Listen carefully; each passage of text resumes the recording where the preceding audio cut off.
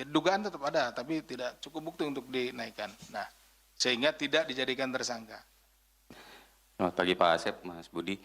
Mau penegasan aja Pak, kan rumah Kajari Bekasi ini sudah disegel ya sama KPK ya. Ada 2 titik kalau menurut informasi yang kami terima. Itu akan diapakan sama KPK? Apakah akan ada proses penyelidikan terhadap yang bersangkutan atau seperti apa gitu? Sama tadi melanjutkan juga yang pertanyaan rekan tadi yang soal kepala dinas yang belum terjawab Pak, itu disegel, itu kan artinya ada upaya dari KPK. Nah itu seperti apa gitu statusnya dari kepala-kepala dinas ini? Ada 2 ya, 2 kepala dinas. Terima kasih.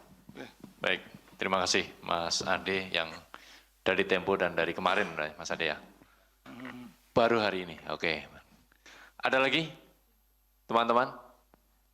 Sebenarnya sudah mewakili semua pertanyaan kawan-kawan, Pak Deputi. Kayaknya sudah apa namanya ngantuk sama kayak gitu. Baik, dari Mas Ade, dari Gang Potlot pasti. Oh betul, kakaknya di sana.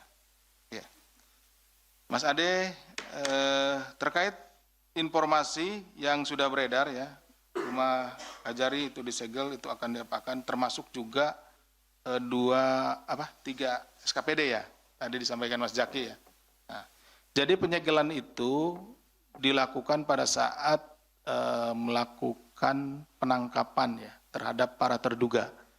Itu dalam rangka menjaga status quo. Jadi supaya tidak ada yang berubah, tidak ada yang memindahkan barang atau apapun yang ada di ruangan tersebut. Sehingga kita segel lah. Nah itu fungsi dari segel tersebut. Nah itu kemudian akan ditindaklanjuti setelah ditetapkan menjadi tersangka. Ya, tentunya ketika hasil dari operasi tersebut ya, penangkapan tersebut, nah nanti kan diperiksa nih orang-orang yang di sini, kemudian nanti dilakukan ekspos. Nah dalam ekspos tersebut dilihat kecukupan alat buktinya. Bagi para terduga yang memang memenuhi kecukupan alat buktinya ditetapkan oleh ekspos ya, oleh floor di ekspos dan naik ke penyidikan, maka tempat yang tadi disegel tersebut ya, disegel tersebut itu akan dilakukan penggeledahan. Ya, karena kita berhubungan nanti dengan bagaimana mencari bukti-buktinya.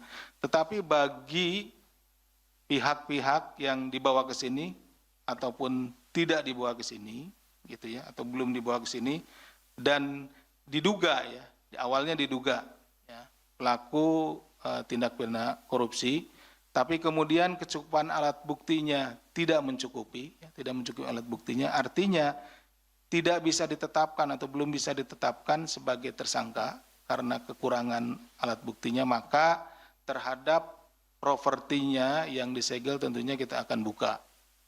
Kenapa? Karena ya tadi tidak cukup buktinya, itu seperti itu, belum dinaikkan sebagai tersangka. Bisa dipahami ya, Mas Ade? Oke, makasih. Cuma satu kan? Oh itu kayaknya belum menjawab itu. Yang dinas. Bukan, itu mempertegas pertanyaan ya. Si Ade Tempo tadi, itu kan disegel. Ya. Alasan menyegel kan tadi dikatakan ya. terduga. Iya. Dalam KUHAP itu kan ada indikasi bahwa ya. ada petunjuk di sana. Betul. Atau bahasa kasarnya ada jejak-jejak tersangka di sana. Iya. Betul. Nah kalau kemudian ini kan jadi salah salah nebak, masa nggak udah diduga ada petunjuk di sana, ada jejak yang tersangka, kalau dibuka dan tidak ditemukan ini kan agak dakdekdo gitu loh. Masa prinsip penyidik menjadi tebak menebak kayak kuis, nggak lucu juga. Mempertegas saja bahwa ada nggak nantinya ke depan dalam proses penyidikan kasus ADK bapaknya sama SGR ini ke arah Kajari, karena ngapain juga disegel gitu loh, geledah aja nggak ada gitu. Tapi kan karena ada diduga kuat ada petunjuk di sana atau ada jejak-jejak tersangka di sana sehingga disegel. Berarti ada 3 nih yang disegel, 2 tadi SKPD dan 1 rumah ES. Apakah memang rangkaiannya tiga? Iya. Jadi 4 mungkin ya. 3 kan? Iya. Nah, karena udah pagi agak ini. Ya, pertanyaan saya mempertegas itu aja Pak Deputi. Siap. Apakah akan dikembangkan ke ES atau menunggu kasus ini naik dulu baru dibuka penyelidikan baru terhadap Kajarinya? Yang simple aja. Kita nggak mau. Iya, siap. Ya, makasih. Ya. Pasti ini kakaknya yang tadi Mas Ade kan? Ini kakaknya kelihatan di depan. Jadi begini Mas Mario. Menyambung juga tadi jawaban saya ke Mas Ade.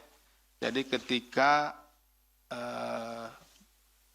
para terduga ini kan tadi dicarikan informasinya, kita memeriksa di sini, cari keterangan, cari informasi, cari bukti-bukti, kemudian setelah itu 1 kali 24 jam, ya, kita harus menentukan, ya kami harus menentukan sikap, apakah yang bersangkutan cukup bukti untuk ditetapkan sebagai tersangka, dari terduga naik nih, atau tidak cukup bukti. Jadi dugaan tetap ada, tapi tidak cukup bukti untuk dinaikkan. Nah, sehingga tidak dijadikan tersangka. Nah, itu kemudian berkorelasi dengan hak-haknya. Nah, kalau yang bersangkutan itu ditetapkan sebagai tersangka berdasarkan kecukupan alat bukti, maka ada kewenangan yang diberikan oleh undang-undang kepada penyidik untuk melakukan upaya paksa berikutnya. Apa? Yaitu penggeledahan, penyitaan, dan seterusnya. Panggilan, penahanan, dan seterusnya.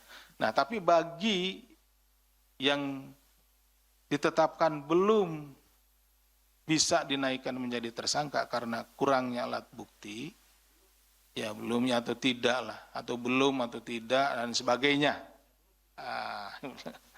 Berarti masih panjangan. Nah, itu tentunya haknya juga tidak boleh dilanggar. Kenapa? Karena ada aturannya, kalau tetap disegel kan nggak boleh masuk tuh. Nah, ada haknya yang dilanggar, maka harus dibuka, gitu, seperti itu. Bisa dipahami ya, Mas Mario? Adiknya sudah, kakaknya juga sudah saya jawab. Terima kasih. Ya nanti dalam prosesnya pasti dibuka.